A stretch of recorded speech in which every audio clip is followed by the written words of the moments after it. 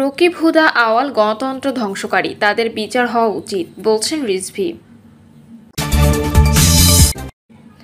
ক্ষমতায় গেলে দুর্নীতির বিরুদ্ধে জিরো টলারেন্সের নীতি নেবে বিএনপি। জানাবো আওয়ালের স্বীকারোক্তি গুরুতর, বলছেন মারুফ কামাল খান। এবং সর্বশেষ জানাবো দক্ষিণ অঞ্চলে বাড়তে পারে বৃষ্টি, বন্দরে ৩ নম্বর সংকেত। শুনছিলেন সংবাদ শিরোনাম, এবারে বিস্তারিত। রকিব হুদা আওয়াল গণতন্ত্র ধ্বংসকারী, তাদের বিচার হওয়া উচিত, বলছেন রিজভী।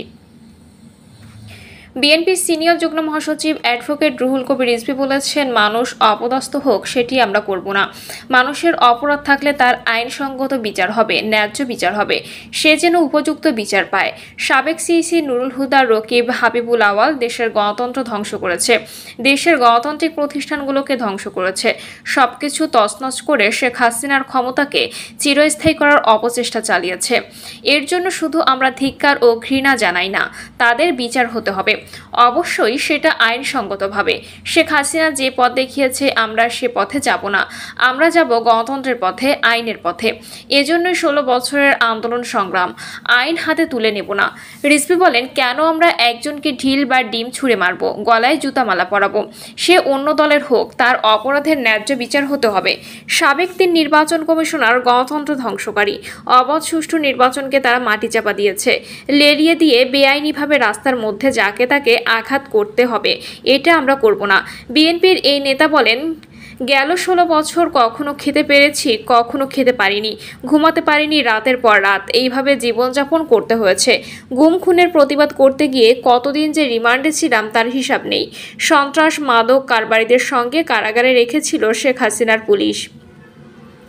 রাজনীতিবিদরা ব্রিটিশ আমলেও কারাগারে একটি মর্যাদা পেত, সেটুকু শেখ হাসিনা দেয়নি। দেশ ছিল হাসিনার পৈতৃক সম্পত্তি, তার পরিবারে ছিল একছত্র অধিপতি, তার ছেলেমেয়েরা ছিল রাজপুত্র কন্যার মতো, ইচ্ছা মতো জনগণের টাকা লুটপাট করেছে। সেই টাকা পাচার করে তাদের উত্তর প্রজন্ম যাতে সুখে শান্তিতে থাকতে পারে সেই কাজ তারা করেছে। এজন্যই দুবাই, কানাডা অথবা সিডনিতে যত অট্টালিকা দেখা যাবে সব আওয়ামী লীগের নেতাদের। ক্ষমতায় গেলে দুর্নীতির বিরুদ্ধে জিরো টলারেন্স নীতি নেবে বিএনপি। বিএনপি ক্ষমতায় গেলে দুর্নীতির বিরুদ্ধে জিরো টলারেন্স নীতি নেওয়া হবে বলে জানিয়েছেন দলটির যুগ্ম মহাসচিব শহীদ উদ্দিন চৌধুরী অ্যানি। তিনি বলেন, দুর্নীতি দুঃশাসন আমাদের সমাজ ব্যবস্থাকে ধ্বংস করে দিয়েছে। স্বাধীনতার পর থেকে দেশের প্রশাসনের লাল ফিতা দৌরাত্ম্য দেখে আসছি কম বেশি। সমাজের কিছু ব্যক্তি অথবা রাজনীতির সঙ্গে জড়িত ব্যক্তিরা এই ধরনের কর্মকাণ্ডে জড়িত হয়েছে বিধায় দুর্নীতি বেড়েছে। কিন্তু গত 17 বছরে দুর্নীতি ছিল আকাশচুম্বী, হাজার হাজার কোটি টাকা পাচার হয়েছে। এটা যদি আমরা সবাই মিলে রোধ করতে না পারি, তাহলে আজকে বাংলাদেশ যে খাদের কিনারায় চলে গেছে, এখান থেকে উদ্ধার হতে হলে দুর্নীতি বন্ধ করতে হবে। অ্যানি বলেন, আমরা বিএনপির 31 দফায় উল্লেখ করেছি, দুর্নীতি বন্ধ করার জন্য কঠিন পদক্ষেপ নিতে হবে। দুর্নীতি দূর করতে দলের ভারপ্রাপ্ত চেয়ারম্যান তারেক রহমানের নেতৃত্বে আমরা এখন থেকেই কাজ শুরু করেছি। এটা বিএনপির জন্য একটা কঠিন চ্যালেঞ্জ। এই কঠিন চ্যালেঞ্জ গ্রহণ করার জন্য আমরা প্রস্তুত আছি।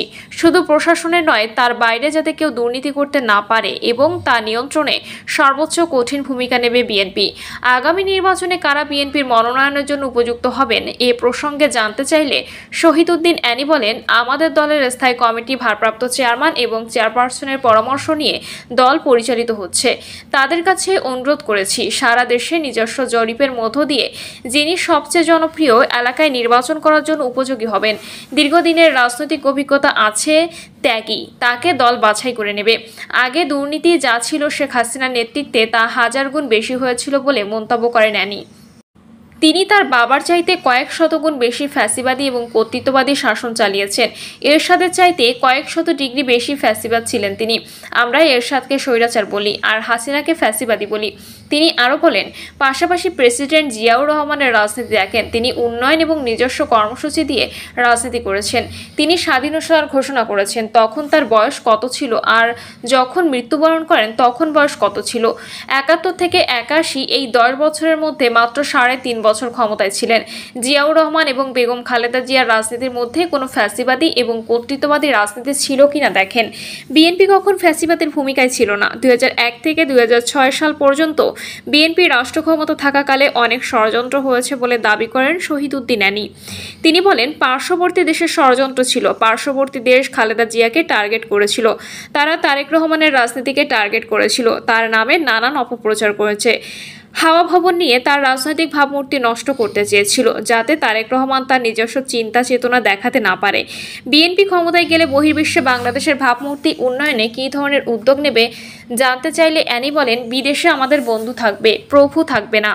জিয়াউর রহমান সার্ক গঠন করেছিলেন। আমাদের পার্শ্ববর্তী 7টি দেশ মিলে এটা একটা অ্যাসোসিয়েশন। যে কোনো সমস্যার আলাপ আলোচনার মাধ্যমে সুন্দর সমাধান হয়ে যায়। কিন্তু বিগত আওয়ামী লীগ সরকার সার্ককে পুরোপুরি অকার্যকর করে দিয়েছে। তারা একটা দেশকে প্রাধান্য দিয়েছে। আশা করছি ভবিষ্যতে সার্ক পুরোপুরি কার্যকরভাবে সক্রিয় হবে। সেজন্য আমাদের ভারপ্রাপ্ত চেয়ারম্যানের যে পররাষ্ট্রনীতি, সেখানে চায়নার জন্য একটা পররাষ্ট্রনীতি থাকবে, আমেরিকার জন্য একটা, যুক্তরাজ্যের জন্য আরেকটা এবং পার্শ্ববর্তী দেশের জন্য আলাদা পররাষ্ট্রনীতি থাকবে। সাংবাদিকদের আরেক প্রশ্নের জবাবে বিএনপির এই যুগ্ম মহাসচিব বলেন, তারেক রহমান খুব শিগগিরই দেশে ফিরবেন। তার ফেরার জন্য লন্ডন ও বাংলাদেশে প্রস্তুতিও চলছে। তাকে বরণ করে নেওয়ার প্রস্তুতি চলছে। আওয়ালের স্বীকারোক্তি গুরুতর, বলছেন মারুফ কামাল খান। পতিত ফ্যাসিবাদী হাসিনার প্রধান নির্বাচন কমিশনার হাবিবুল আওয়াল আদালতে স্বীকার করেছেন যে 2024 সালে তিনি জাতীয় সংসদের যে নির্বাচন পরিচালনা করেছিলেন সেটা ছিল ডামি। এই স্বীকারোক্তিকে গুরুতর বলে মন্তব্য করেছেন বিএনপি চেয়ারপারসন ও সাবেক প্রধানমন্ত্রী খালেদা জিয়ার সাবেক প্রেস সচিব মারুফ কামাল খান। মারুফ কামাল খান বলেন, সংসদ নির্বাচনের মাধ্যমেই আমাদের দেশে জাতীয় সংসদ ও সরকার গঠিত হয়। সংসদের সংখ্যাগরিষ্ঠ সদস্যের আস্থাভাজন সদস্য প্রধানমন্ত্রী হন। প্রধানমন্ত্রী মন্ত্রিসভা গঠন করেন। সংসদ আইন পাশ, বাজেট বরাদ্দ এবং রাষ্ট্রপতি নির্বাচন করে। সরকার সশস্ত্র বাহিনী, আধা সামরিক বাহিনী, আইন শৃঙ্খলা রক্ষা বাহিনী, সিভিল প্রশাসন ও সব রাষ্ট্রীয় ও সাংবিধানিক প্রতিষ্ঠানে নিয়োগ, পদোন্নতি ও বদলি করে থাকে। তিনি বলেন, ডামি নির্বাচনের মাধ্যমে ভুয়া জনপ্রতিনিধিদের নির্বাচিত বলে ঘোষণা করা হয়।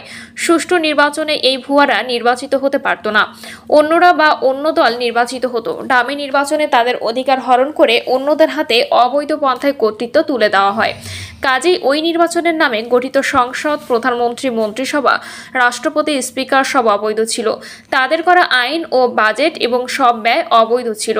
তারা যত বেতন ভাতা, সম্মানীয় সুযোগ সুবিধা নিয়েছেন তার সবই অবৈধ ছিল। তারা সব রাষ্ট্রীয় ও সাংবিধানিক প্রতিষ্ঠানে যত নিয়োগ, বদলি, পদোন্নতি ও পদায়ন করেছেন সেগুলো অবৈধ। তাদের নিয়োজিত বিচারকদের সব রায় অবৈধ। সাবেক প্রধানমন্ত্রী এই প্রেস সচিব বলেন, এত সব অবৈধতার উৎস যে ডামি বা ভুয়া নির্বাচন, সেই নির্বাচন অনুষ্ঠানে যারা জড়িত তাদের কি ভয়াবহ সাজা হওয়া উচিত। এত অবৈধতার পাপ বহন করে একটা রাষ্ট্র চলতে পারে না।